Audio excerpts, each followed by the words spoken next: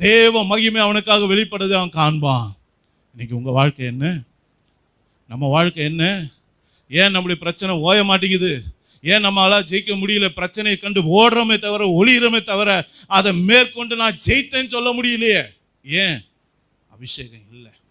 அப்படியே அபிஷேகம் இருந்தாலும் அதில் சும்மா ஏதோ ஒரு பெரிய அண்டால ஒரு சொட்டு தண்ணி இருக்கிற கதை தான் நம்முடைய அபிஷேகம். யோசித்து பாருங்க. உங்கள் பாத்திரம் நிரம்பி ஒழிதான். உங்கள் அபிஷேகம் எப்படி இருக்கு? முழங்கால் அளவு இருக்கா? இல்லை இடுப்பு அளவு இருக்கா? இல்லை கழுத்தளவு இருக்கா? இல்லை நீந்தி நீந்தி முழுகிற அளவுக்கு உங்கள் அபிஷேகம் இருக்கா?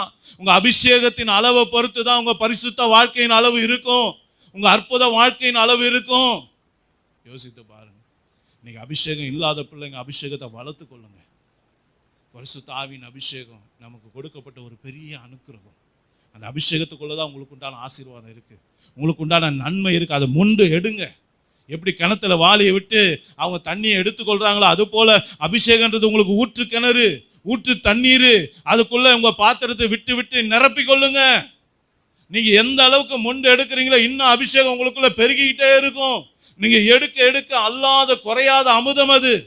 அதுக்குள்ள அந்த வல்லமைகள் வெளிப்படும், அபிஷேகம் வெளிப்படும். உனக்கு தேவையான நேரத்தில் உனக்கு சுகத்தை கொடுக்கும், உனக்கு தேவையான நேரத்தில் உன் கண்ணீரை துடைக்கும், உனக்கு தேவையான நேரத்தில் உன் வியாதியிலிருந்து உனக்கு விடுதலை கொடுக்கும், உனக்கு தேவையான நேரத்தில் உனக்கு விரோதமாக எழும்புகிற மனுஷனை அது மேற்கொள்ள கிருபை செய்யும், உனக்கு ஆலோசனை கொடுக்கும், உன் வழிகளை திறக்கும், உனக்கு வாசலை திறந்து கொடுக்கும், உனக்கு அற்புதங்களை செய்யும், உன் கண்கள் அதிசயத்தை காண பண்ணும்.